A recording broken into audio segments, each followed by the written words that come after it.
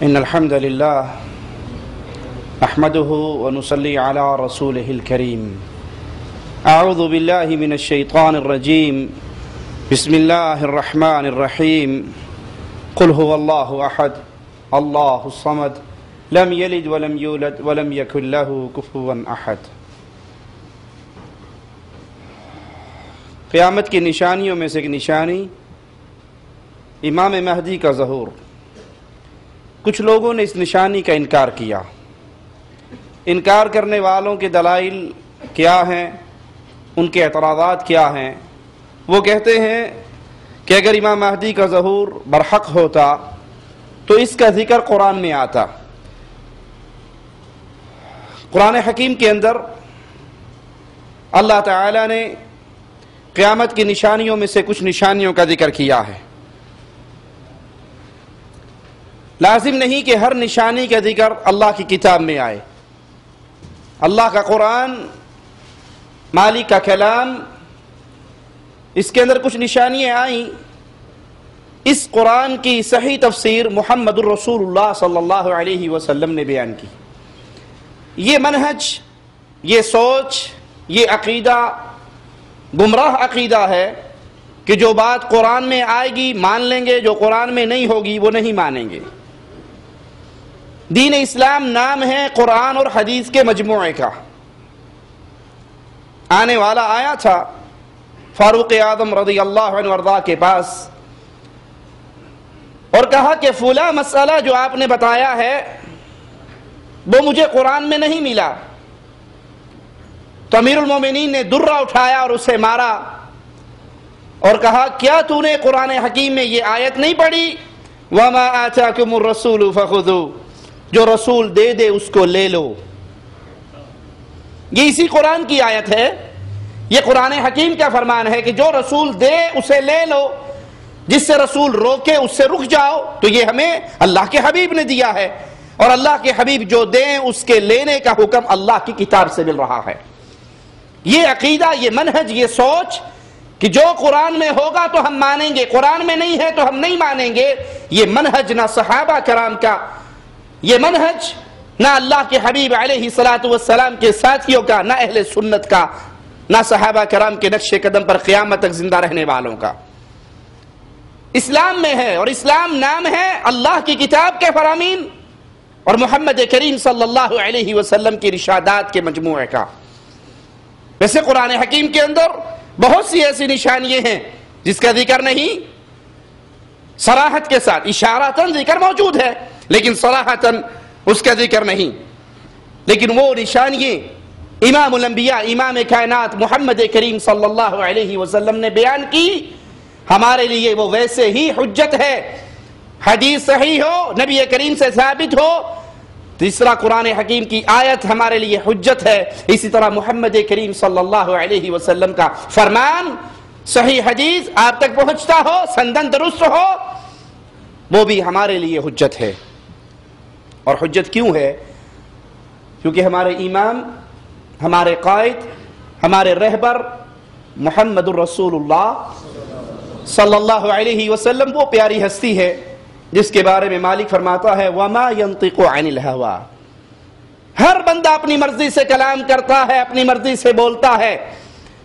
ایک ہستی محمد کریم علیہ الصلاۃ والسلام کی ہے، وَمَا يَنطِقُ عَنِ الْهَوَىٰ إِنْ هُوَ إِلَّا وَحْيٌ يُوحَىٰ. شریعت کی بات یہ جب بھی بتاتے ہیں تب بتاتے ہیں جب عرش والا وحی کرتا ہے.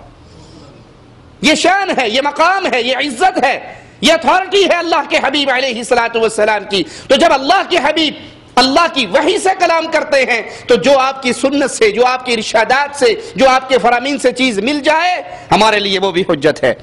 مسند احمد میں ہے، امام الانبیاء علیہ الصلاۃ والسلام فرماتے ہیں الا انی اوتیت القرآن ومثلہ معہ، خبردار مجھے قرآن دیا گیا ہے اور قرآن کی مثل اس کے ساتھ دی گئی ہے، اور وہ حدیث ہے. قرآن بھی مجھے اللہ نے دیا اور قرآن کی مثل اس کے ساتھ مجھے دی گئی، وہ حدیث ہے، وہ بھی اللہ نے دی ہے.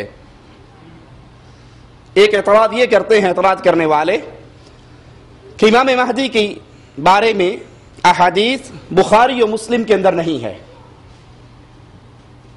تو یہاں پر یہ نقطہ یاد رکھیے، بخاری و مسلم میں رسول اللہ صلی اللہ علیہ وسلم کی صحیح احادیث موجود ہے، اس میں کوئی شک نہیں، لیکن کیا تمام صحیح احادیث صرف بخاری و مسلم میں ہے؟ یہ غلط ہے۔ بخاری و مسلم میں موجود احادیث صحیح ہیں، ایمان ہے، مانتے ہیں، لیکن کیا تمام احادیث رسول صلی اللہ علیہ وسلم جو صحت تک پہنچتی ہیں، صحیح ہیں، ثابت ہیں، وہ بخاری و مسلم میں آ گئی؟ نہیں۔ امام بخاری اور امام مسلم رحمہم اللہ، ان کے علاوہ بھی ائمہ ہیں، محدثین ہیں، جنہوں نے اپنی اپنی کتابوں میں احادیث کو نقل کیا جو امام بخاری و مسلم کی شرط کے مطابق صحیح ہے، انہوں نے اپنی کتابوں میں درج کیا اور امام بخاری رحمہ اللہ نے اس کو بیان نہیں کیا۔ تو یہ اعتراض اس قابل نہیں کہ اس کی بنیاد پہ منہج بنایا جائے، عقیدہ بنایا جائے، نظریہ بنایا جائے کہ جو بخاری و مسلم میں آئے گا صرف وہی مانیں گے۔ بخاری و مسلم کے علاوہ بھی ائمہ کی، محدثین کی کتابیں ہیں، اور اس میں موجود جتنی احادیث صحیح ہیں، ثابت ہیں، ہم ان کو تسلیم کرتے ہیں۔ اور آج صحیح اور ضعیف روایات کا پہچاننا محدثین کی محنت اور اللہ کے فضل کی وجہ سے وہ آسان ہو چکا ہے۔ آپ اٹھائیے حدیث کو، اللہ رحمت فرمائے علامہ البانی رحمہ اللہ پر، صحیح ابو داؤد، ضعیف ابو داؤد، صحیح ابن ماجہ، ضعیف ابن ماجہ، پانی کا پانی، دودھ کا دودھ الگ کر دیا، سلسلہ احادیث صحیحہ، سلسلہ احادیث ضعیفہ، الگ الگ کتابیں لکھ دی، یہ روایات ضعیف ہے، یہ روایات صحیح ہے۔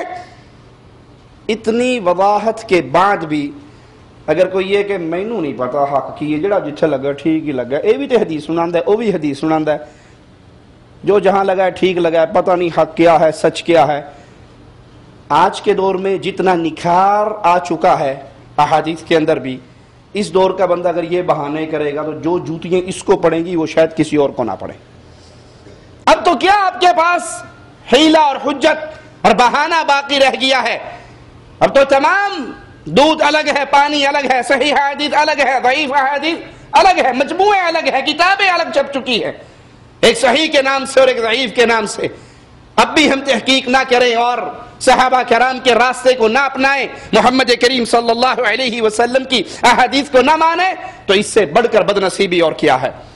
اور بخاری و مسلم کے اندر بھی، صحیح بخاری اور صحیح مسلم میں امام مہدی کے بارے میں روایات آئی ہیں جن میں اشارہ ہے، نام لیے بغیر ان کی صفات بیان کی گئی ہیں۔ اب سوال پیدا ہوتا ہے کہ کچھ لوگ یہ سوچ کر عمل چھوڑ دیتے ہیں کہ جب امام مہدی آئیں گے تبھی امت کی اصلاح ہوگی، ہاتھ پہ ہاتھ دھر کے بیٹھ جاؤ، اپنے اپنے کام کرتے رہو، اپنے اپنے معاملات، اپنے اپنے کاروبار میں مگن رہو، دین اسلام کے لیے ہمیں کچھ نہیں کرنا چاہیے، امام صاحب آئیں گے تو معاملہ ٹھیک ہوگا۔ یہ سوچ، یہ فکر غلط ہے۔ آپ اور میں اس دین اسلام کے رکھوالے ہیں، اس دین اسلام کے خادم ہیں۔ یاد رکھیے گا میرے اس جملے کو، میں اور آپ محتاج ہیں اللہ کے دین کی خدمت کریں، اللہ کا دین ہمارا محتاج نہیں ہے، اللہ کا دین ہمارا محتاج نہیں ہے۔ میں اور آپ محتاج ہیں کہ ہم اپنا وقت، اپنا مال، اپنی زندگی، اپنی محنت، اپنی کوشش، اپنی طاقت کے ساتھ دین اسلام کی مدد کریں، اور اگر ہم دین اسلام کی مدد سے ہاتھ کھینچ لیں گے، نقصان دین اسلام کا نہیں ہے، نقصان ہمارا ہے۔ ارے شکر کرو جس اللہ نے تمہیں اپنے دین کی خدمت کی نوکری عطا فرما دی، اس میں تمہارا کمال نہیں ہے، یہ اس اللہ کا فضل ہے۔ اگر کوئی اللہ کے دین کی خدمت کر رہا ہے اپنی طاقت کے مطابق، تو وہ اس پہ فخر نہ کرے کہ میں نے یہ کر دیا اور میں نے یہ کر دیا اور میں نے یہ تیر مار لیا۔ تمہارا کوئی کمال نہیں ہے، کمال اس اللہ کا ہے جس نے ہم جیسے نکموں کو اپنے دین کی خدمت کے لیے چن لیا ہے۔ اگر تم اپنے مال کے ذریعے اللہ کے دین کی مدد کر رہے ہو، اس میں تمہارا کمال نہیں، اللہ کا فضل ہے کہ اللہ نے تمہیں چن لیا۔ اگر تم اپنی زبان کے ذریعے اللہ کے دین کی خدمت کر رہے ہو، اپنے ہاتھوں کے ذریعے اللہ کے دین کی خدمت کر رہے ہو، اللہ کا دین انسانوں کا محتاج نہیں ہے، ہم محتاج ہیں کہ اللہ کے دین کی خدمت کریں۔ تاتاری اسلام کو مٹانے کے در پہ ہوئے تھے نا، کہ اللہ نے تاتاریوں میں سے لوگوں کو مسلمان نہیں کر دیا تھا؟ کیا ان میں سے لوگ کلمہ پڑھ کے اللہ کے دین کے محافظ نہیں بن گئے تھے؟ لہذا ہر دور کے اندر، ہر حال میں، جب تک سانس آ رہا ہے، جسم اور جان اور روح کے رشتے باقی ہیں، بستر پہ رات کو لیٹتے ہوئے سوچا کرو آج کے 24 گھنٹوں میں نے کتنے گھنٹے اللہ کے دین کی خدمت میں گزارے ہیں۔ پیٹ پالنے کے لیے نوکریاں کرنا ضروری ہے، حق ہے، اجازت ہے، حلال ہے، کیجئے، لیکن پوری زندگی کو صرف پیٹ پالنے کے در پہ نہ گزاریے۔ پیٹ پالنا ضرورت ہے، پیٹ کی نرم چمڑی کو جہنم کی آگ سے بچانا یہ اصل کام ہے۔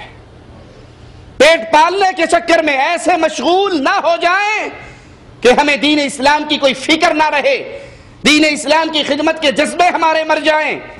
اس کو پالیے، یہ ضرورت ہے اس 60 سالہ زندگی کے لیے، لیکن جہنم کی آگ سے بچنا، جہنم کی آگ سے بچنا میری اور تمہاری زندگی کا مقصد ہے۔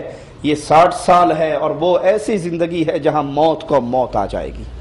تو یہ قیامت قریب سے قریب تر ہو رہی ہے۔ ہر بندہ اپنی زندگی میں جتنا دین اسلام کے لیے کام کر سکتا ہے، محنت کر سکتا ہے، خدمت کر سکتا ہے، وہ کرے۔ نشانیوں پہ نشانیاں ظاہر ہوتی جائیں گی اور بالآخر وہ گھڑی آ کر رہے گی جس گھڑی میں میں نے اور آپ نے اللہ کے دربار میں اٹھایا جانا ہے۔ قیامت کی نشانیوں میں سے ایک بہت بڑی نشانی دجال کا خروج۔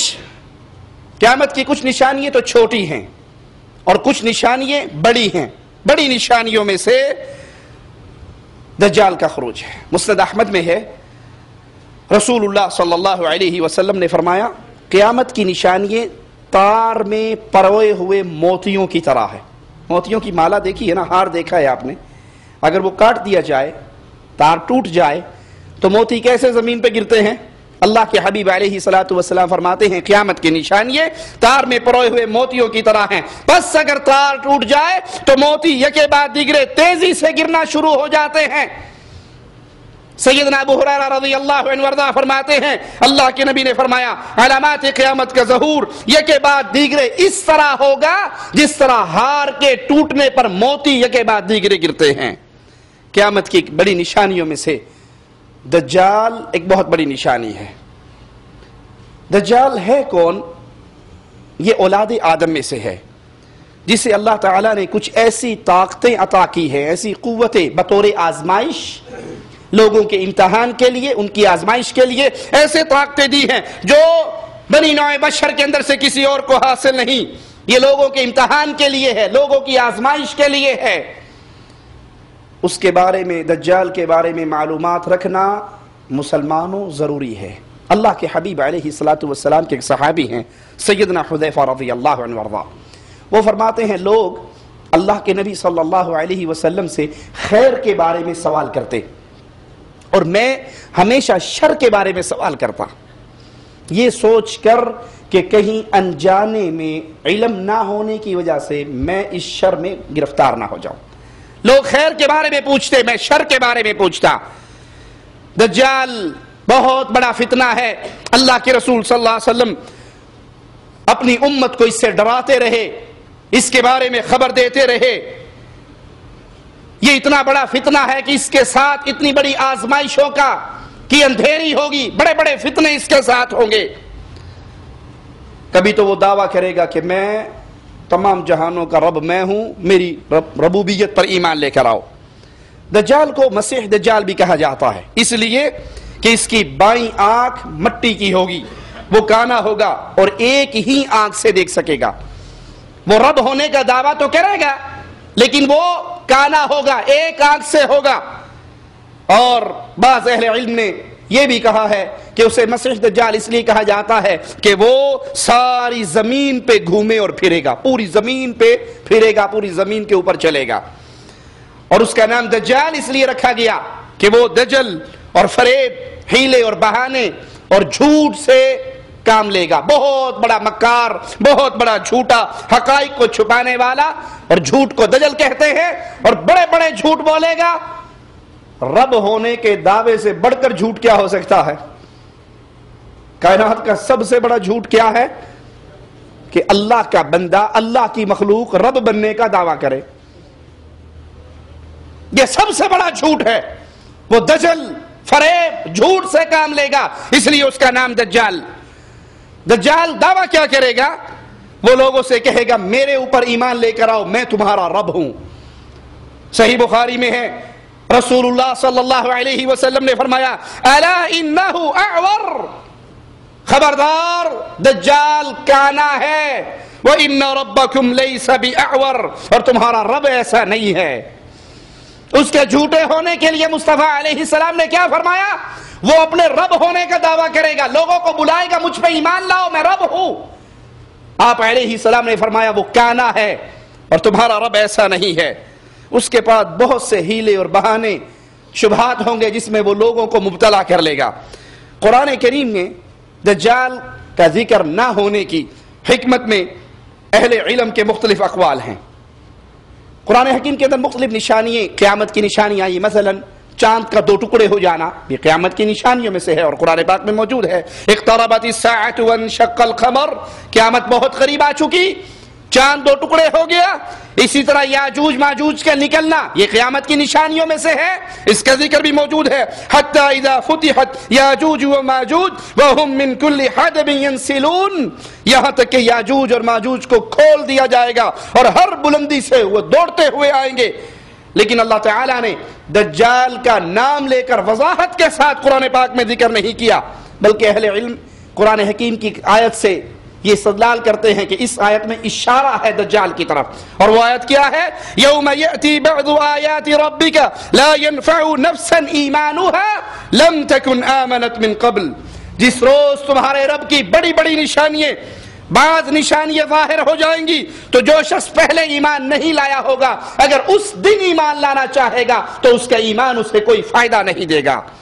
اس آیت سے استدلال کرتے ہوئے بعد اہل علم کہتے ہیں کہ اس میں مراد اللہ کی بعض نشانیوں کا ظہور، اس سے مراد دجال کا ظہور ہے۔ صحیح مسلم میں ہے، رسول اللہ صلی اللہ علیہ وسلم نے فرمایا ثلاث اذا خرجنا لم ينفع نفسا ایمانها لم تكن آمنت من قبل، 3 چیزیں ایسی ہیں جب وہ ظاہر ہو جائیں کسی کا ایمان لانا اس کے لیے فائدہ مند نہیں ہوگا الا جو ان 3 چیزوں کے نکلنے سے پہلے ایمان لے آئے ہوں گے۔ اور وہ 3 چیزیں کیا ہے؟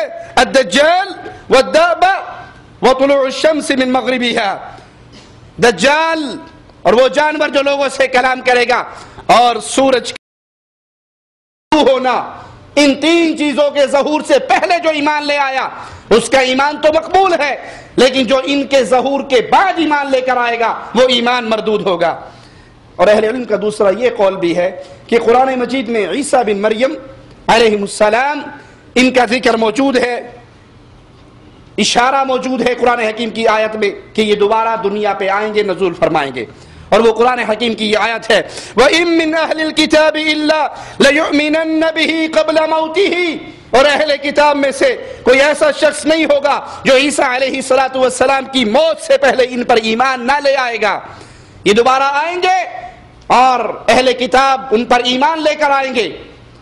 دوسری آیت پہ غور کیجئے وَإِنَّهُ لَعِلْمُ السَّاعَةِ فَلَا تَمْتَرُنَّ بِهَا وَاتَّبِعُونَ هَذَا صِرَاطٌ مُسْتَقِيمٌ، اور وہ عیسیٰ علیہ السلام قیامت کی ایک نشانی ہے، تو اے لوگو اس قیامت میں تم ہرگز شک نہ کرو۔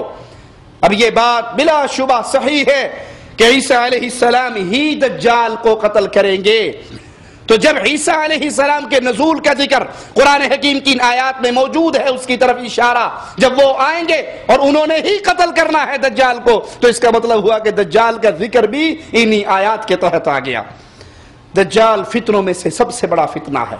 صحیح مسلم میں ہے، رسول اللہ صلی اللہ علیہ وسلم نے فرمایا ما بین خلق آدم الى قیام الساعہ خلق اکبر من الدجال، وفی روایہ امر اکبر من الدجال، آدم علیہ السلام کی تخلیق سے لے کر قیامت تک دجال سے بڑی کوئی مخلوق نہیں، اور ایک روایت کے یہ الفاظ ہیں دجال سے بڑی کوئی مصیبت نہیں۔ دجال بہت بڑی مصیبت، بہت بڑا فتنہ۔ صحیح بخاری میں اللہ کے نبی صلی اللہ علیہ وسلم نے دجال کے ذکر کرتے ہوئے ڈراتے ہوئے اپنے صحابہ سے کہا میں تمہیں اس سے ڈرا رہا ہوں، اور ہر نبی نے اپنی قوم کو اس سے ڈرایا ہے، لیکن میں تمہیں ایک ایسی بات بتانے لگا ہوں جو سابقہ انبیاء نے اپنی امتوں کو نہیں بتائی، اور وہ بات یہ ہے انہ اعور، وہ کانا ہے، وان اللہ لیس باعور، اور تمہارا رب ایسا نہیں ہے۔ یہ تمہیں خاص بات میں نے بتائی جو سابقہ انبیاء نے اپنی امتوں کو نہیں بتائی کہ وہ کانا ہے، اس کی یہ نشانی دیکھ لینا، اور یہی نشانی اس کے جھوٹے ہونے کے لیے کافی ہے۔ دجال کے ساتھ تو بڑی بڑی آزمائشیں ہوں گی اور وہ لوگوں کو فتنوں میں مبتلا کرے گا۔ اس دجال سے چھوٹے چھوٹے دجال ابھی انڈیا پاکستان کی گلیوں میں ہمیں نظر آتے ہیں، اور دنیا ان کے پیچھے پاگل ہو رہی ہے، پیروں کی شکل میں، بابوں کی شکل میں، بزرگوں کی شکل میں، کبھی اولاد دینے کا دعویٰ کرنے والے، کبھی کچھ کرنے والے، کبھی کچھ کرنے والے۔ یہ جھوٹے کذاب اور دجال، ان کے پیچھے دنیا اندھی ہو رہی، اور جو واقعی آزمائشوں کے پہاڑ لے کر آئے گا، بڑی بڑی آزمائشیں لے کر آئے گا، اس کا اپنا کیا حال ہوگا اور لوگ اس کے پیچھے کس طرح اندھے ہو کر گریں گے۔ صحیح مسلم میں ہے، رسول اللہ صلی اللہ علیہ وسلم نے فرمایا، دجال کے سوا دیگر فتنوں کا مجھے تمہارے بارے میں زیادہ خوف ہے۔ دجال اگر میری موجودگی میں آ گیا تو میں تمہاری طرف سے اس کے مقابلے کے لیے کافی رہوں گا اور اس پر غالب آؤں گا، اور اگر وہ میری عدم موجودگی میں آیا تو پھر ہر شخص دلیل کے ساتھ اس پہ غالب آنے کی کوشش کرے، اللہ تعالیٰ میری جگہ ہر مسلم کا خود دفاع کرے گا۔ اپنی امت کے لیے یہ عظیم خبر اللہ کے نبی صلی اللہ علیہ وسلم نے اپنے صحابہ کرام کے لیے ارشاد فرمائی کہ اگر وہ میری زندگی میں آیا تو میں اس پر غالب رہوں گا، میں تمہاری طرف سے کافی رہوں گا، اور اگر میرے بعد آیا تو تم نشانیوں کو دیکھ کر دلیل کی بنیاد پہ اس کا مقابلہ کرنا۔ اس کا جھوٹے ہونے کی دلیل کیا ہے؟ وہ کانا ہوگا اور رب ہونے کا دعوے دار ہوگا اور کذاب ہوگا۔ خروج دجال سے پہلے کچھ واقعات پیش آئیں گے۔ صحیح مسلم میں ہے، اللہ کے نبی صلی اللہ علیہ وسلم نے فرمایا، تغزون جزیرۃ العرب، تم جزیرہ عرب میں جنگ کرو گے اور اللہ اس کو فتح کر دے گا۔ ثم تغزون فارس، پھر تم ایران پر حملہ کرو گے، اللہ اسے بھی فتح کر دے گا۔ پھر تم روم پہ حملہ کرو گے، اللہ اسے بھی فتح کر دے گا۔ ثم تغزون الدجال، پھر تم دجال سے جنگ کرو گے، اللہ اس پر بھی تمہیں فتح دے گا۔ جس جگہ دجال ہوگا اس جگہ پر اور اس کے ساتھیوں پر تمہیں فتح حاصل ہو جائے گی۔ یہ کچھ نشانیاں ہیں تو دجال کے آنے سے پہلے جو واقعات پیش ہوں گے، اللہ کے حبیب علیہ الصلوۃ والسلام اس کی طرف اشارہ فرما رہے۔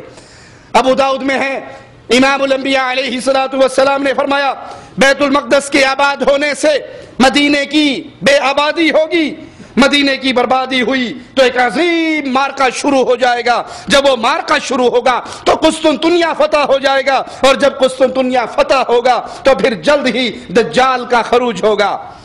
ابو داؤد میں ہے، امام الانبیاء امام کائنات محمد کریم صلی اللہ علیہ وسلم ارشاد فرماتے ہیں، تم عیسائیوں کے ساتھ صلح کر لو گے، پھر تم ایک لڑائی لڑو گے، رومی تمہیں پسے پشت تمہارے ساتھ غداری کریں گے، تم اس جنگ میں غالب رہو گے، فتح یاب رہو گے، تم واپس آ رہے ہوں گے، مال غنیمت تمہیں بہت حاصل ہوگا، نقصان تمہارا بہت تھوڑا ہوگا۔ جب واپس لوٹو گے تم اور عیسائی ایک ٹیلوں والی سرسبز جگہ پر قیام کرو گے، ڈیرا ڈالو گے، ایک عیسائی اٹھ کر صلیب کو بلند کرے گا اور کہے گا کہ صلیب جیت گئی، ایک مسلمان کو غصہ آئے گا، وہ آ کر اس صلیب کو توڑ دے گا اور ٹکڑے ٹکڑے کر دے گا۔ اس واقعے سے عیسائی بگڑ جائیں گے، جنگ کے لیے تیار ہو جائیں گے، اور مسلمان بھی اپنے اسلحے کی طرف آئیں گے اور جوش و خروش کے ساتھ لڑائی کے لیے اپنے ہتھیار سنبھال لیں گے۔ پھر ایک سخت مارکہ برپا ہوگا اور اللہ تمام مسلمانوں کو اس مارکے کے اندر شہادت نصیب فرمائے گا۔ آئیے احادیث کے اندر دجال کی کچھ جسمانی علامات بھی بیان ہوئی ہیں۔ اس کا قد چھوٹا ہوگا، پنڈلیوں کے درمیان دوری ہوگی، پنڈلیاں بالکل سیدھی نہیں، ٹیڑھی پنڈلیاں ہوں گی، پنڈلیوں میں دوری ہوگی، اور دوری ہونے کی وجہ سے اس کی چال عیب دار چال ہوگی۔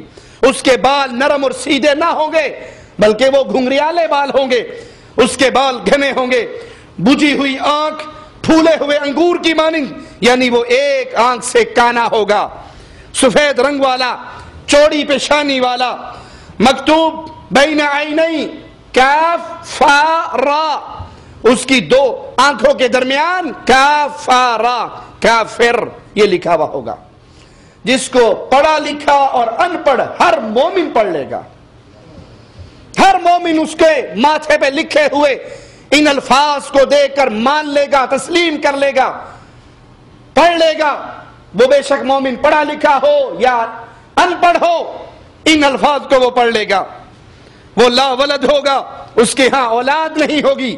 دجال ظاہر کہاں سے ہوگا؟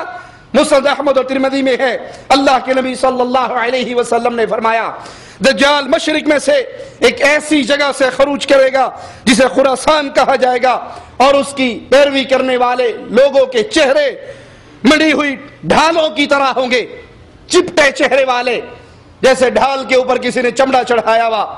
صحیح مسلم میں ہے، اللہ کے نبی صلی اللہ علیہ وسلم نے فرمایا وہ شام اور عراق کے درمیان ایک مقام سے ظہور کرے گا۔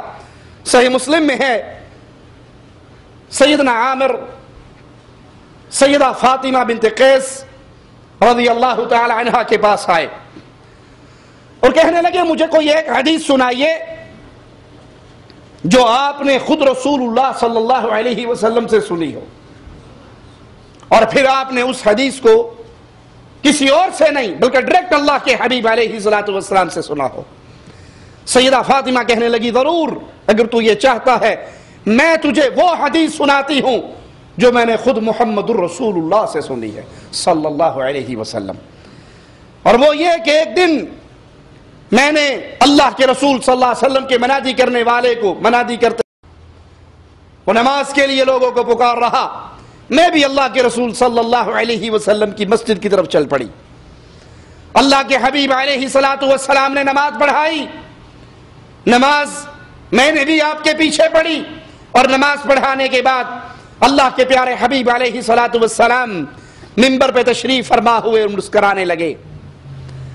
نماز سے فارغ ہوئے، منبر پہ بیٹھے اور مسکرائے اور کہا ہے میرے صحابہ، میں نے تمہیں اس جگہ پر اس لیے اکٹھے نہیں کیا کہ میں تمہیں کوئی رغبت دلانے والی بات بتانے لگا ہوں یا میں تمہیں خوف دلانے والی باتیں بتانے لگا ہوں۔ کیا تم جانتے ہو میں نے تمہیں اس مسجد میں کیوں اکٹھے کیا؟ صحابہ کرام نے فرمایا اللہ و رسولہ اعلم، اللہ جانتا ہے اور اللہ کے رسول جانتے ہیں صلی اللہ علیہ وسلم۔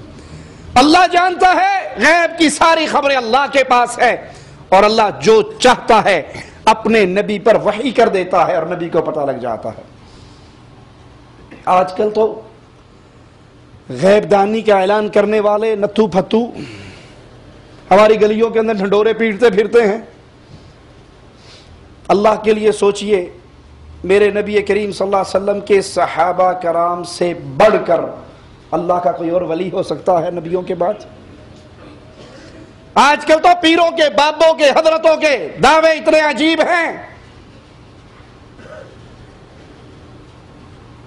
ایک کے پاس تعویذ لینے آتی ہے، پیر صاحب تعویذ دیتے ہیں اور ساتھ ہی کہہ دیتے ہیں تیرے گھر منڈا ہوئے گا، اور وہ جو کہتے تیرے گھر بیٹا ہوگا وہ واقعی بیٹا ہوتا۔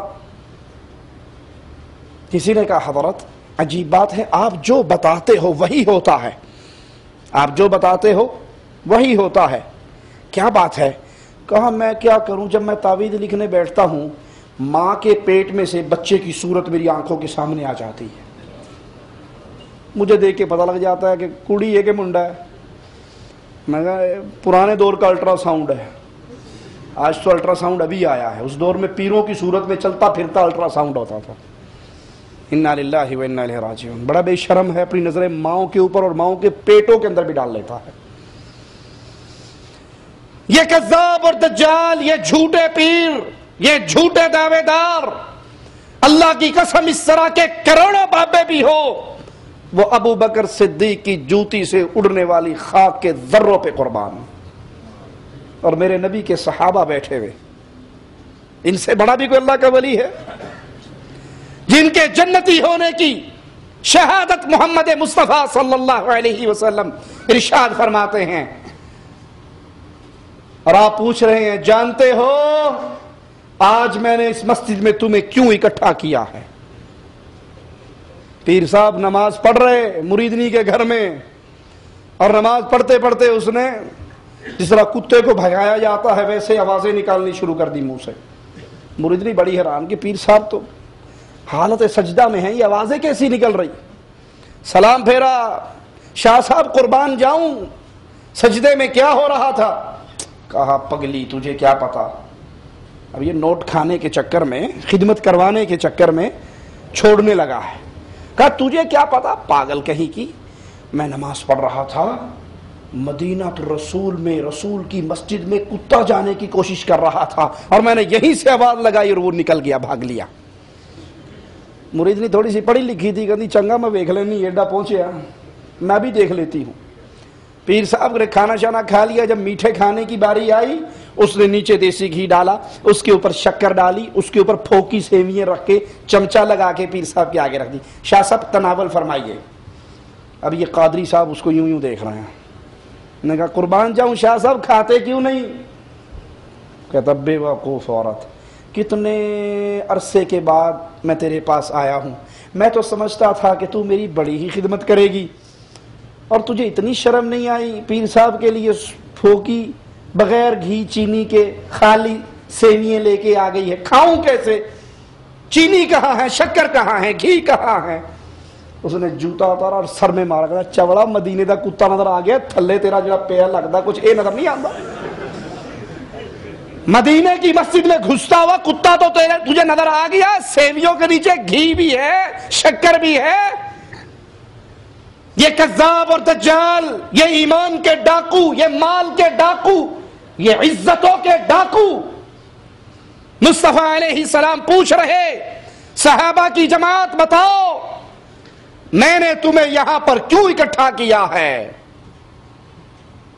کہا اللہ و رسولہ اعلم، اللہ جانے، یا اپنے رسول کو وحی کر کے بتا دے تو رسول جانے، ہمیں خبر نہیں ہے۔ اللہ کے حبیب علیہ الصلوۃ والسلام نے فرمایا تمیم داری جو نصرانی تھے یہ میرے پاس حاضر ہوئے، میرے ہاتھ پہ انہوں نے بیعت کی، کلمہ پڑھا، مسلمان ہو گئے۔ مسلمان ہونے کے بعد انہوں نے اپنی زندگی کا ایک واقعہ مجھے سنایا، وہ بات سنائی جو میری احادیث کے موافق تھی۔ انہوں نے جو واقعہ بتایا وہ وہی تھا، ویسا ہی تھا جیسے میں پہلے ارشاد فرماتا تھا، میری احادیث کے موافق تھی۔ جو احادیث میں تم لوگوں کو دجال کے بارے میں بیان کرتا تھا، تمیم داری نے مجھے بتایا کہ وہ 30 افراد کے ساتھ سمندر میں سفر کر رہے، ان کا سمندری جہاز طوفانی موجوں کے درمیان پھنس گیا اور پھر راستہ بھول گیا، اور طوفانی موجوں نے ان کو کسی اور ساحل پر پہنچا دیا جہاں پر وہ ایک چھوٹی سی کشتی میں بیٹھ کر ایک جزیرے کے اندر پہنچے۔ جب جزیرے پہ آئے وہاں انہیں گھنے اور موٹے بالوں والا ایک جانور دکھائی دیا۔ بالوں کی کثرت کی وجہ سے اس کا یہ سمجھ نہیں آتا تھا کہ اس کا اگلا حصہ کون سا ہے اور بیک سائیڈ کون سی ہے، اس طرح بالوں کے اندر گھرا ہوا اور گھنے بالوں والا۔ انہوں نے کہا تیرا ستیہ ناس ہو، تو کیا چیز ہے؟ اس نے کہا میں جساسہ ہوں۔ انہوں نے کہا تو کون ہے؟ اس نے کہا آگے جاؤ، آگے جاؤ۔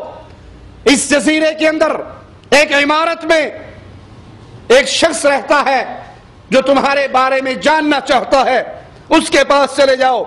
کہا ہم جلدی سے خانقاہ کی طرف گئے، اس میں داخل ہوئے تو اس میں ایک بہت بڑے جسم والا بہت بڑا انسان تھا جو مضبوطی سے بندھا ہوا تھا، اس کے دونوں ہاتھ اس کی گردن سے بندھے ہوئے، گھٹنوں سے ٹخنوں تک وہ لوہے کی زنجیروں میں جکڑا ہوا تھا۔ ہم نے کہا تیرے لیے ہلاکت ہو، تو کون ہے؟ اس نے کہا تم میرے بارے میں جاننے میں کامیاب ہو گئے، تم یہاں پر آ گئے، پہلے تم بتاؤ تم کون ہو؟ انہوں نے کہا ہم عرب ہیں، ایک بحری جہاز میں سفر کر رہے، طوفانی موجوں کے اندر پھنس کے ہمارے جہاز کا راستہ تبدیل ہو گیا اور ہم اس جزیرے تک پہنچے۔ اس نے کہا مجھے بیسان کے فلسطین کے شہروں میں سے ایک شہر ہے، اس کے کھجوروں کے باغات کا بتاؤ۔ کہا تم اس میں سے کیا پوچھنا چاہتا ہے؟ کہا اس کے درخت پھل دیتے ہیں یا نہیں دیتے؟ کہا نہیں، اس کے پھل درخت ابھی تک پھل دیتے ہیں۔ کہا بہت قریب ہے کہ وہ درخت پھل نہیں دیں گے۔ کہنے لگا مجھے بحیرہ طبریہ کے بارے میں بتاؤ۔ کہا اس کی کس چیز کے بارے میں؟ کہا اس کے اندر پانی ہے یا نہیں؟ کہنے لگے کہ اس کے اندر پانی بہت ہے، کہاں ان قریب اس کا پانی ختم ہو جائے گا۔ پھر اس نے ایک چشمے کے بارے میں پوچھا کہ اس کے اندر پانی ہے اور کیا اس کے باسی، اس کے قریب رہنے والے چشمے کے اسی پانی سے کاشتکاری کرتے ہیں؟ ہم نے کہا ہاں، اس کے اندر بہت پانی ہے اور وہاں آباد ہونے والے چشمے کے اسی پانی سے ہی کاشتکاری کرتے ہیں۔ اس نے کہا ان پڑھوں کے نبی کے بارے میں بتاؤ، اس کا کیا حال ہے؟ ہم نے کہا کہ وہ مکہ سے ہجرت کر کے مدینہ میں آ چکے ہیں۔ کہنے لگا کیا عربوں نے ان کے ساتھ لڑائی کی ہے؟ ہم نے کہا ہاں، عربوں کی اور ان کی لڑائی ہوئی۔ کہنے لگا نتیجہ کیا رہا؟ کہا ان پڑھوں کے نبی غالب آئے، ارد گرد کے جتنے عرب ہیں وہ ان کے ساتھ شامل ہو گئے، ان پر ایمان لے آئے۔ اس نے کہا کیا واقعی یہ سچ ہے؟ اب تک تم نے جو کچھ بتایا یہ بالکل سچ ہے؟ ایسے ہی ہوا؟ کہنے لگے ہاں بالکل ایسے ہی ہوا۔ اس نے کہا یہی ان کے لیے بہتر ہے کہ وہ اس نبی کی بات مانے، اس کی اطاعت کریں۔ کہا اب میں تمہیں اپنے بارے میں بتاتا ہوں کہ میں کون ہوں۔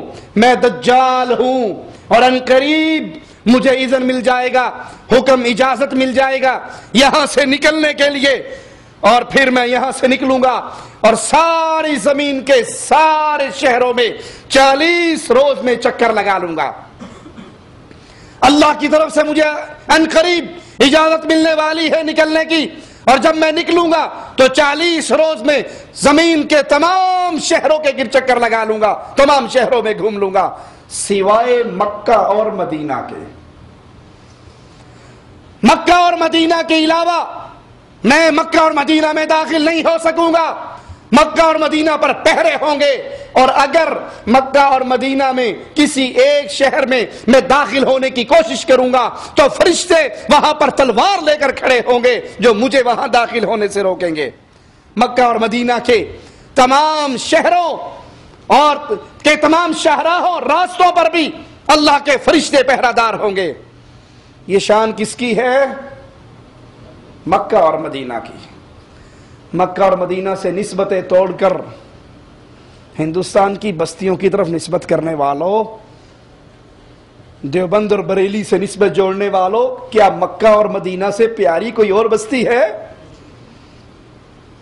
اپنے مذہب کو ان بستیوں کی طرف منسوب کرنے والوں، جہاں پر ہندو بھی ہیں، سکھ بھی ہیں، عیسائی بھی ہیں، کچھ مسلمان بھی ہیں، چھوڑتے ہو ان کے بدلے میں ان بستیوں کو جن بستیوں میں دنیا کا عظیم ترین فتنہ دجال بھی داخل نہیں ہو سکے گا۔ ارے نسبت کرنی ہے تو مکہ کی طرف کرو، نسبت کرنی ہے تو مدینے کی طرف کرو۔ ہمارے آوازے پہ لبیک کہو۔ محمد کریم صلی اللہ علیہ وسلم سے پیاری کوئی دنیا پہ ہستی نہیں، محمد کریم کی ان دو بستیوں سے پیاری دنیا میں کوئی بستی نہیں۔ نہ کوفہ کا مقابلہ مدینہ سے ہو سکتا، نہ بریلی کا مقابلہ مدینہ اور مکہ سے ہو سکتا۔ دنیا کی کسی بستی، کسی شہر، کسی چیز کا مقابلہ مکہ اور مدینہ سے نہیں۔ اور یہ دو وہ پیارے شہر ہیں جن بستیوں کی طرف ہم بلاتے ہیں، جس بستیوں کی طرف ہم دعوت دیتے ہیں، جس بستیوں کے عزت اور احترام کا نعرہ ہم لگاتے ہیں، یہ وہ پیارے شہر ہیں۔ ایک میں مصطفیٰ پیدا ہوئے، ایک میں مصطفیٰ دفن ہوئے صلی اللہ علیہ وسلم۔ اس کے دروازوں پر اللہ کے فرشتے پہرا دیں گے، کوئی دجال اس کے اندر داخل نہ ہو سکے گا، اور اس کی شاہراہوں پر بھی اللہ کے فرشتے پہرا دیں گے۔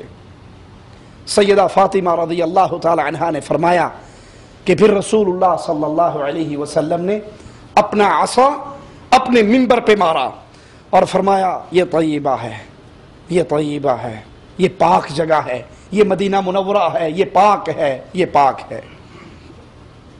فرمایا میں تم سے پہلے ہی بیان کر چکا۔ لوگوں نے کہا جی ہاں۔ آپ صلی اللہ علیہ وسلم نے فرمایا تمیم داری کی بات مجھے اچھی لگی، کیونکہ وہ میری اس بات کے مطابق ہے جو میں دجال کے بارے میں اور مکہ اور مدینہ کے بارے میں تمہیں بتایا کرتا تھا۔ اللہ کے حبیب علیہ الصلوۃ والسلام کے فرمان پہ غور کرنا، ان الفاظوں پہ اللہ کے واسطے توجہ کرنا۔ تمیم داری کی بات اللہ کے نبی فرماتے ہیں مجھے اچھی لگی، اور اس لیے اچھی لگی کہ تمیم داری کا یہ واقعہ، اس کا یہ ماجرا، اس کی یہ بات میری ان باتوں کے مطابق ہے جو دجال اور مکے اور مدینے کے بارے میں تمہیں بتایا کرتا تھا۔ میرے نبی صلی اللہ علیہ وسلم کے سامنے کوئی عمل ہو اور آپ اس عمل کو دیکھ کر خاموش رہیں تو وہ عمل دین بنتا ہے یا نہیں؟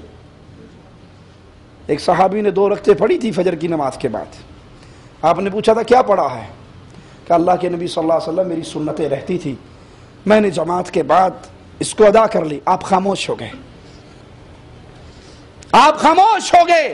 اور نبی اگر کسی عمل کو دیکھ کر خاموش ہو جائیں تو ہمارے آقا کی یہ شان ہے کہ وہ عمل بھی دین بن جاتا ہے۔ اور جس بات کی تصدیق اپنی زبان مبارک سے امام الانبیاء فرما دیں، اللہ کے حبیب فرما دیں، آپ تصدیق فرمائیں کہ یہ بات مجھے اچھی لگی کیونکہ یہ وہی بات ہے جو میں تم سے دجال کے بارے میں کیا کرتا تھا اور مکہ اور مدینہ کے بارے میں کیا کرتا تھا، وہ بات جھوٹی ہو سکتی ہے؟ وہ افسانہ اور کہانی بن سکتی ہے؟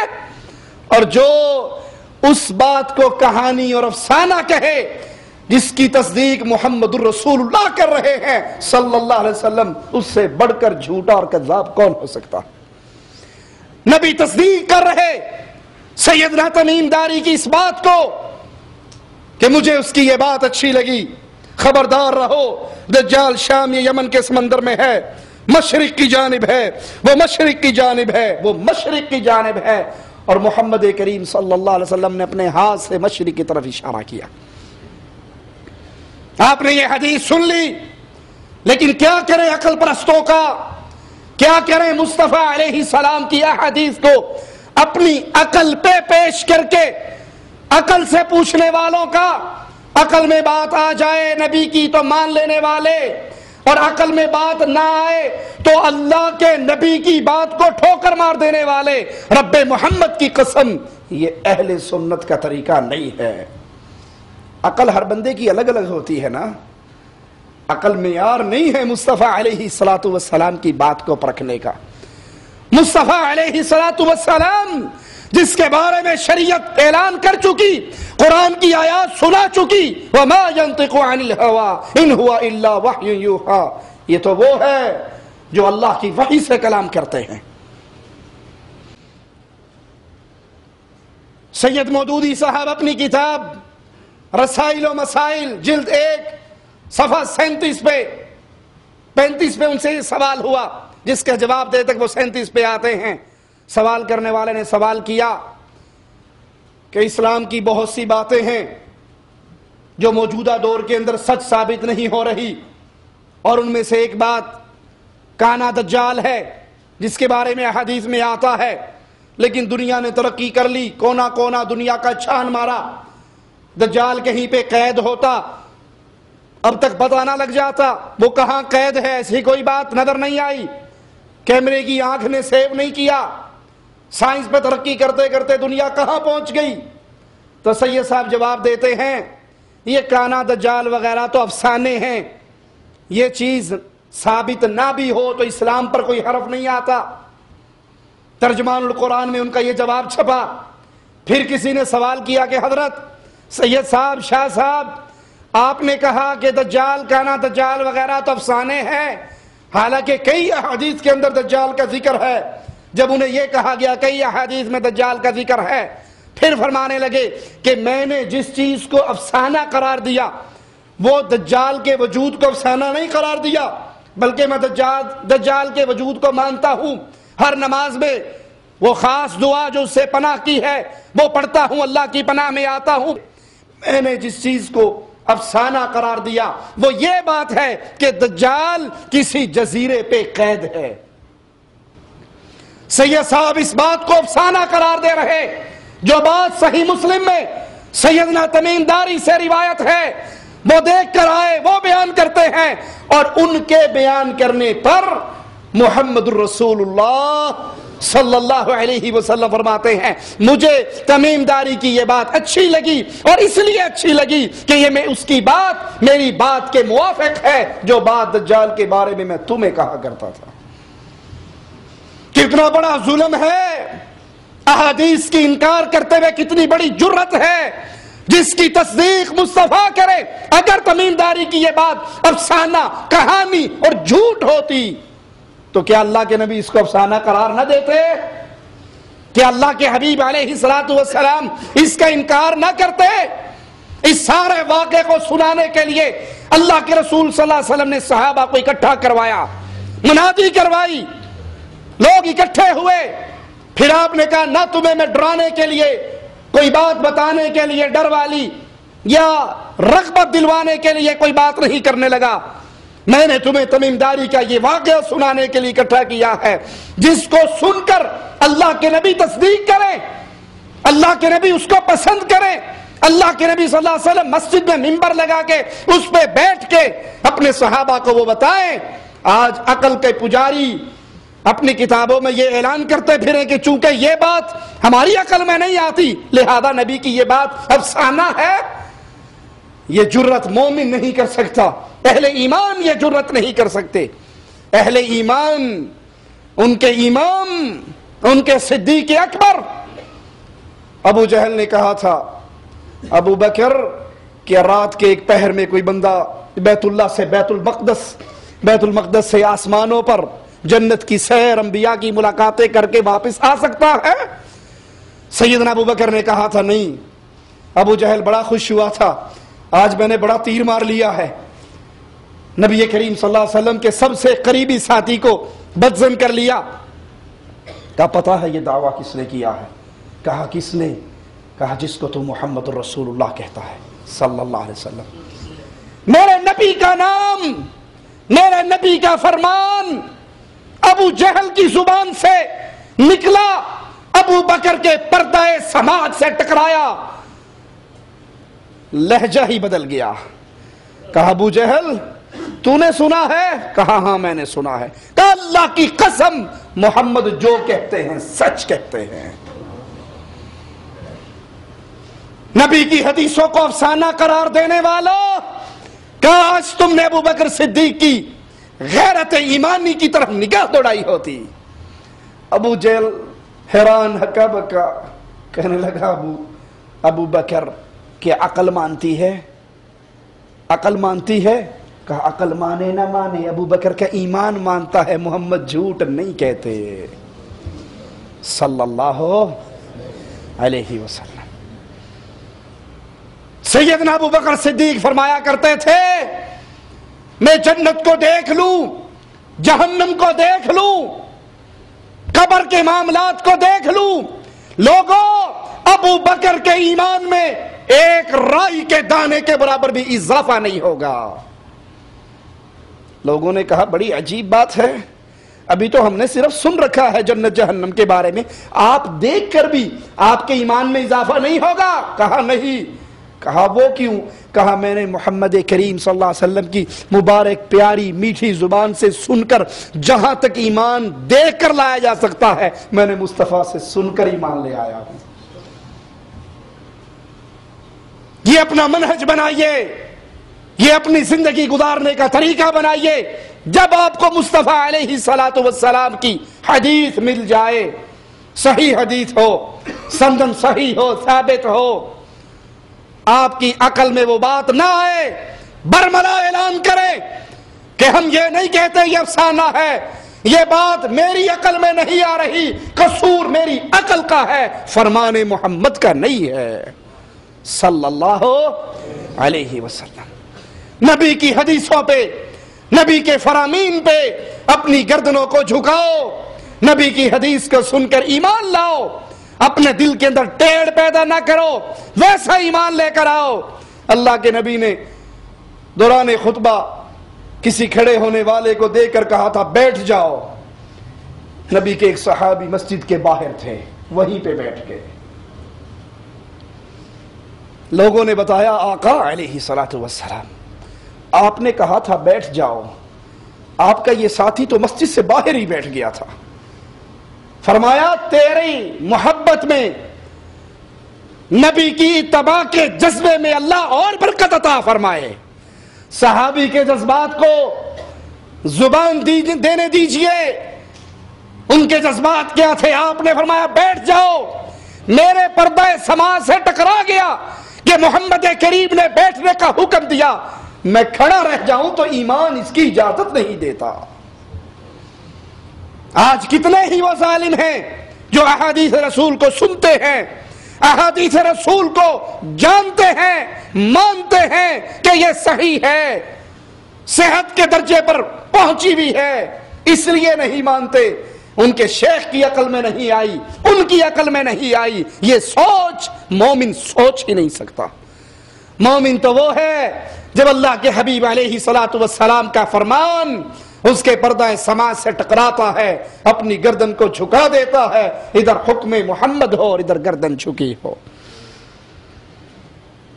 اللہ سے دعا ہے اللہ ہمیں پیارے حبیب علیہ الصلوۃ والسلام کی محبت عطا فرمائے، نبی کی فرامین کو سن کر اپنے دل پہ پڑے ہوئے زنگ کے تالوں کو توڑنے کی توفیق عطا فرمائے، اپنے راستوں کو بدلنے کی توفیق عطا فرمائے، اپنے طریقوں کو چینج کرنے کی توفیق عطا فرمائے۔